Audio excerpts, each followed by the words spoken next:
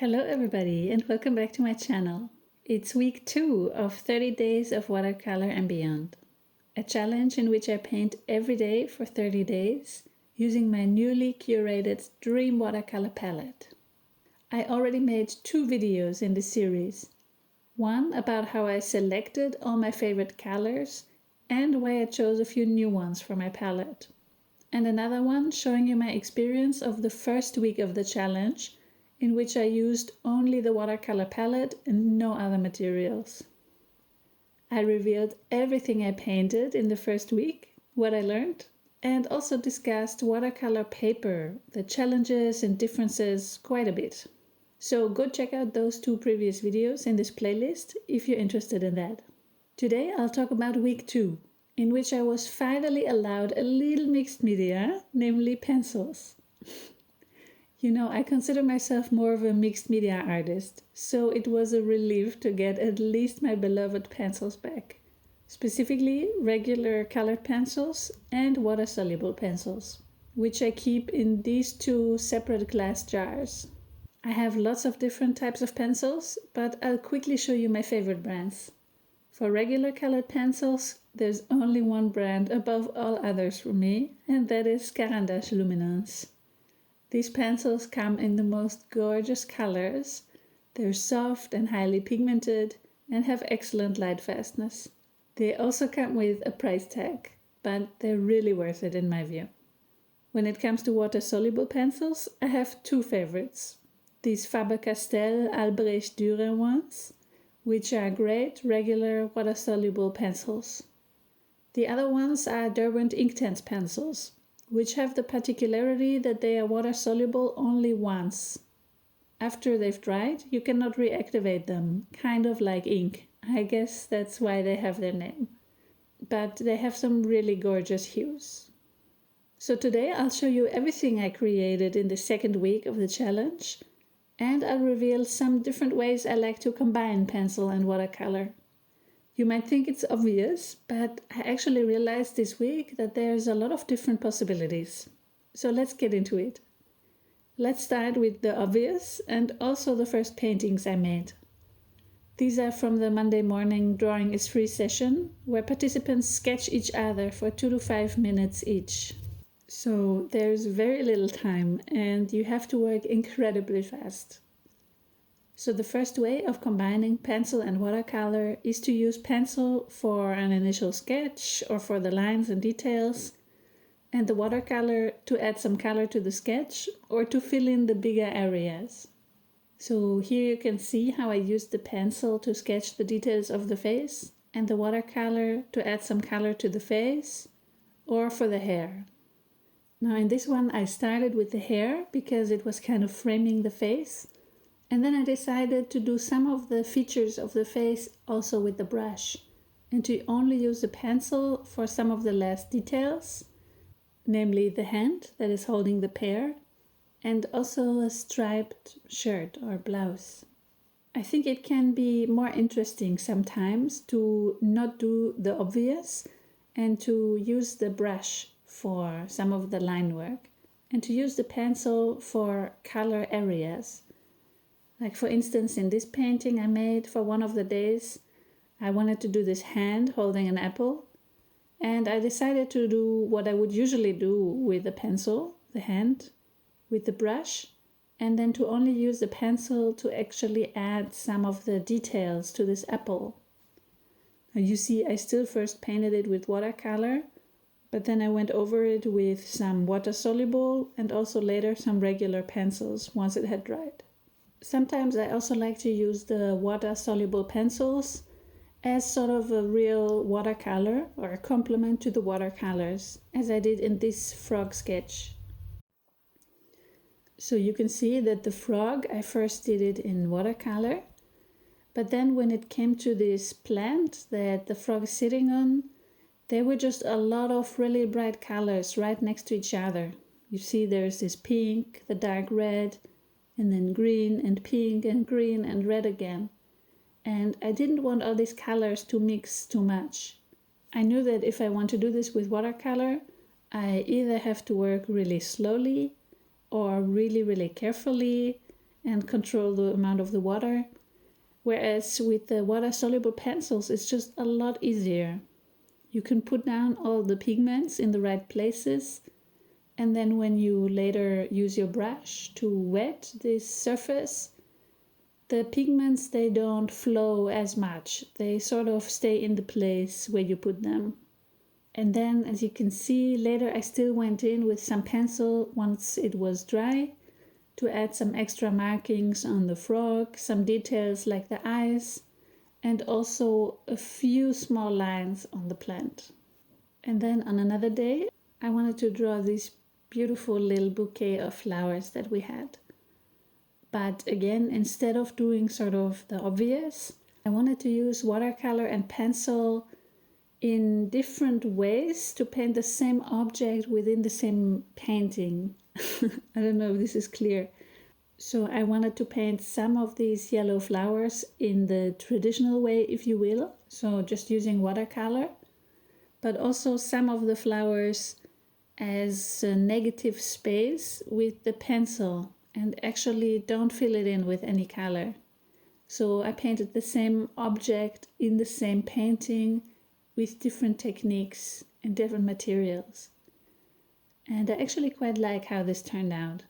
I only wish I would have done it on a different paper, but other than that, I quite like this. Let's move on to this Odd Orange tree session, which was so much fun. So I've told you before that Odd Orange is a stationery company, and the woman who runs Odd Orange, she organizes monthly free painting sessions. You just have to sign up to the newsletter and then you can join. And this month the topic was trees. And of course, since I was doing my challenge, I was going to use just watercolor and pencils. Now you might notice that on some of them I didn't actually get to the pencils, so 2 or 3 of them I think I only used watercolor. But for the rest I still used some pencil. And I had so much fun again. I really love these short sessions with timed drawings where somebody else has to find the references. You don't have to worry about what to paint. You just have to show up and work fast. This way you know you're gonna have some cool loose paintings and you're gonna be producing quite a lot in a short time frame. And this is another one of the advantages, I think, of this combination of watercolor and pencil. For certain types of references, if you only use watercolor, it's gonna take a long time because you're gonna have to wait for things to dry before you can add something else. But if you also use pencil, you can work pretty fast. Like on this tree here, I only did these sort of groups of leaves with the watercolor and a little bit of grass and bushes in the background. And then I just added the trunk with pencil. And I like how it looks, and I was able to do this in a very short time frame. Or on this beautifully twisted tree that I think is just so gorgeous, I started out with the pencil because I knew for me the tree trunk was the most important aspect of this. So I made all these little lines and the shadings, and I decided that I also wanted to have a bit of the background of this painting. So I added very loosely some stony hills and areas at the bottom. I didn't worry so much about the reference. I took some inspiration from it, but I just did them quickly rather than following the reference exactly. And then I added the leaves to the tree with watercolor.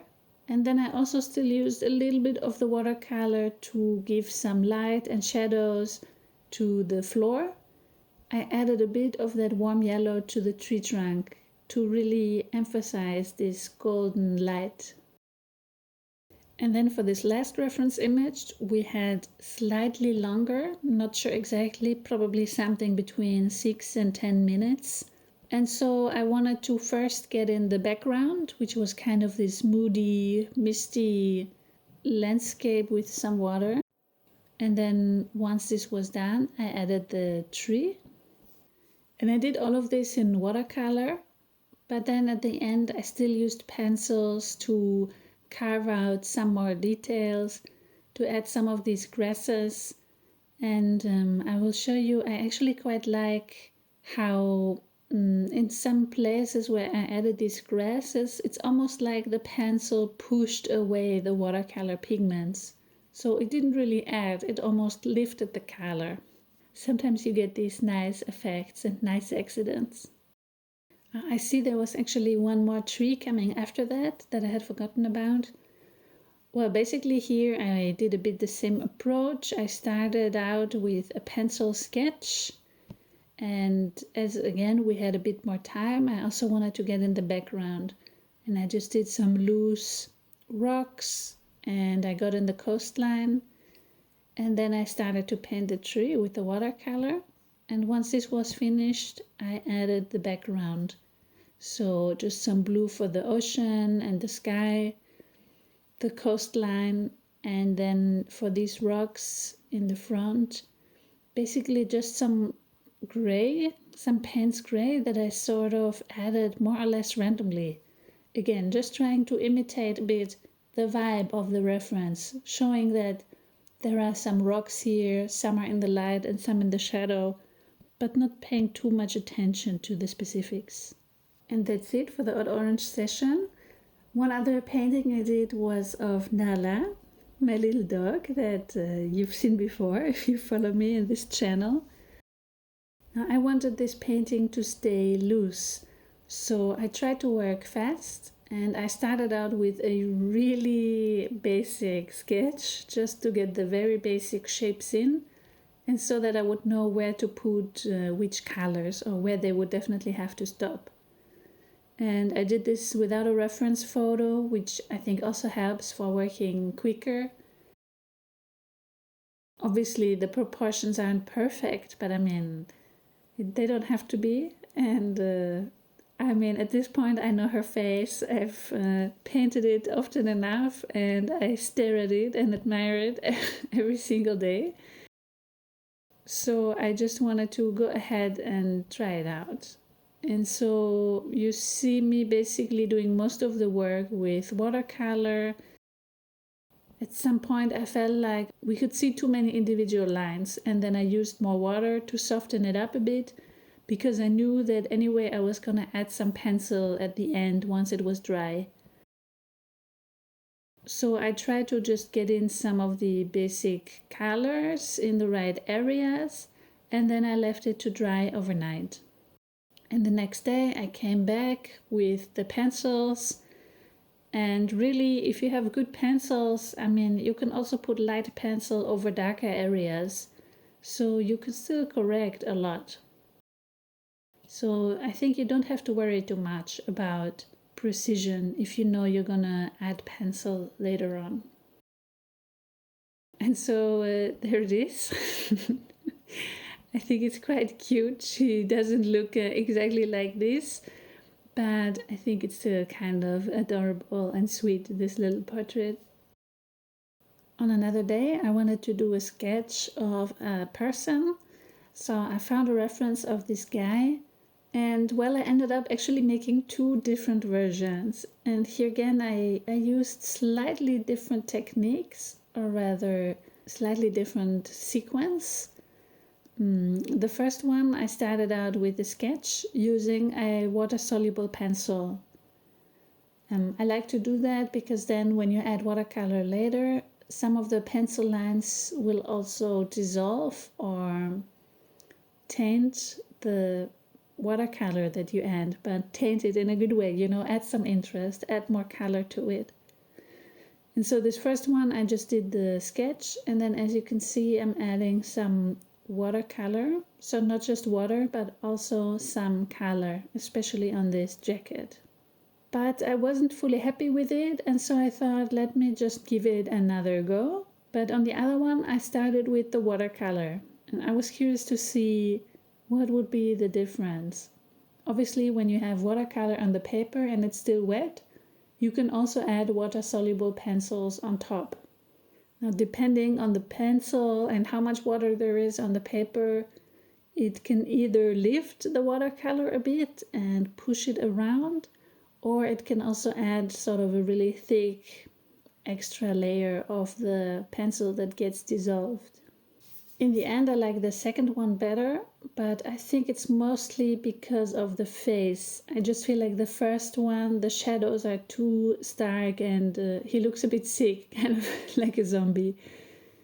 And the second one, we can see that it's more shadows and, well, the shadows are more spread over the whole face, so he doesn't look like a zombie, basically.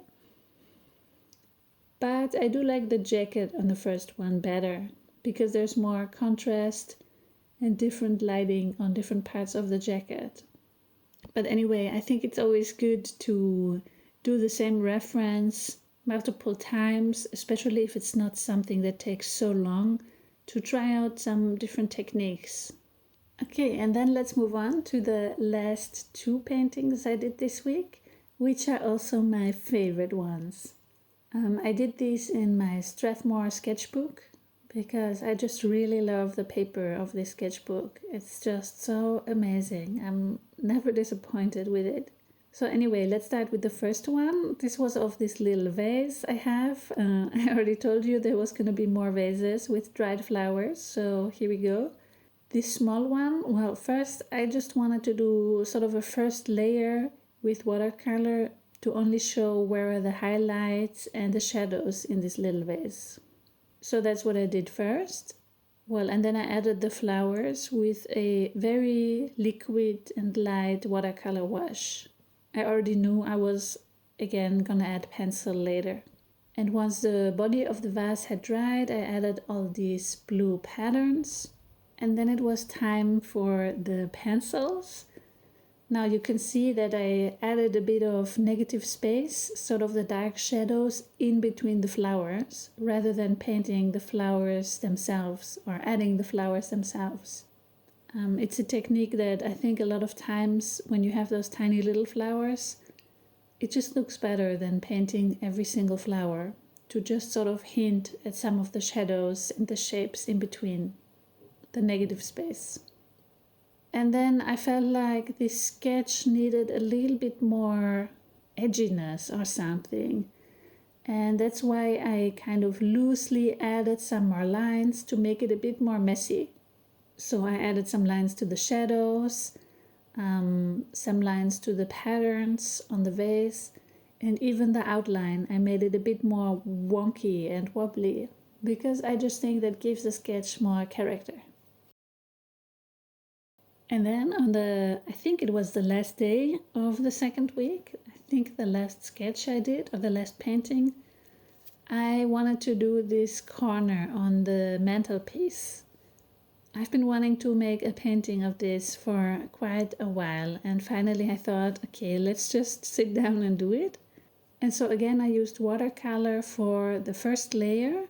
Like, I wanted to use the advantages of watercolor to my benefit. So for instance, this vase right in the center, the sort of salmon-ish colored one, it has these beautiful patterns and textures in the glaze in real life. And I just knew that this is something that I can quite easily achieve really well with watercolor. And I used a bit of white gouache to add these sort of swirly, brighter details.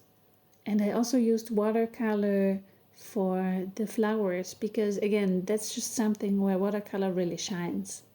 For instance, this flower all the way on the right, that is just something really easy to create with watercolor, I think, and to have this sort of gradient where it's sort of a bit darker. In some places it's more yellowy, pinky, and then at the top it's quite white or beige. That would just be so much harder to create with pencil, and with watercolor it's easy and beautiful. And then again, to add some kind of edge or something a bit more modern and cool about this painting, and not just have it to be too pretty and sweet, it's all vases and flowers. I wanted to use the pencil both for some small details, of course, like these little dots on those round flowers that I love and I have no clue what they are. And then I also wanted to use it for this wire sculpture of a person, which I made myself a while ago, but especially for the shadows. You know, I could have obviously used watercolor for the shadows, and in a way it would have been more realistic because these shadows are really soft and gradient. You know, this corner is not in direct sunlight, so all the light is indirect, and that means all the shadows are really soft. But I think that's exactly what makes this painting more interesting, is that the shadows are a bit more graphic, or not sure what to call it, but you know, I didn't fully blend them out. And of course, I also chose a blue. Blue often gets used for shadows, but in this case it wasn't really accurate because the shadows in this corner are also warm. But I specifically still decided to go with the dark blue. And yeah, I mean, I really like this painting. It's my favorite that I made this week. And that's it. That's everything I painted this week using my new watercolor palette and my pencils. And again, I think while I did make quite a lot of paintings in total, I still feel like there were so many more things I wanted to do this week. I had so many more ideas and plans for other paintings, but I guess I can always keep those in the drawer and do them in the future. So I definitely had a lot of fun this week. I was a bit more in my comfort zone again, having my pencils back. What's your favorite? I would be very curious to know. So let me know in the comments. And I also reflected this week quite a lot on what I already said in the beginning, the different ways you can actually combine pencil and watercolor. Like, I never really thought about it so much, and I just did things intuitively. But this week I really realized, and also because I didn't want to make the same kind of process or the same kind of painting every day, and I sort of tried to force myself to use them in a bit different ways. And of course also I'm always looking at other people's art, and I was paying also more attention to how they use their pencils in their work.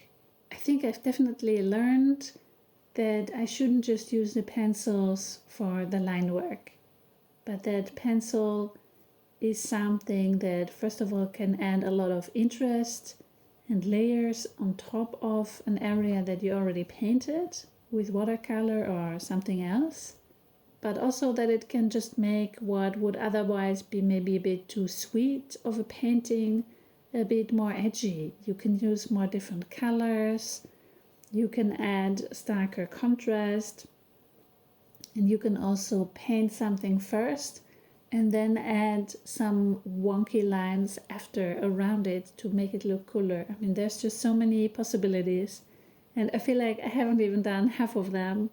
So who knows, maybe there will be a future video about that. All the ways that you can use pencil in a painting. But for now, this is it. Are there any other ways that you combine pencil in your paintings that I've missed out on? Let me know in the comments.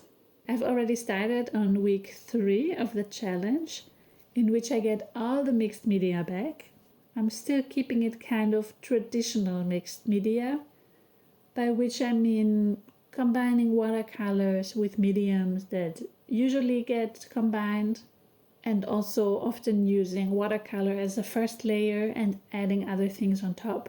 Whereas in the last week, I'm gonna go completely crazy and break all the rules and combine all kind of crazy unconventional materials with watercolor. So stay tuned for the next videos in this series. Subscribe and hit the bell so you don't miss out on them. And of course, follow me on Instagram, because that's where I share every single day what I paint. So thanks so much for watching. I hope to see you next week. Stay creative and take care.